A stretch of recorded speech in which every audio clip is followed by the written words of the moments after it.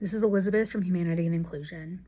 The video footage that we're seeing from Nepal with the floods and mudslides is absolutely devastating to watch.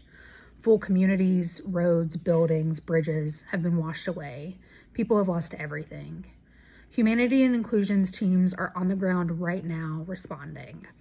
They're providing rehabilitation care, mental health support, working alongside local hospital staff. They're distributing emergency supplies like blankets and soap.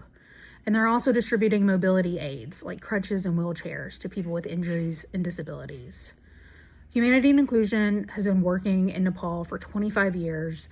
We're very ingrained in the community and rooted there with local partners and working closely with the authorities.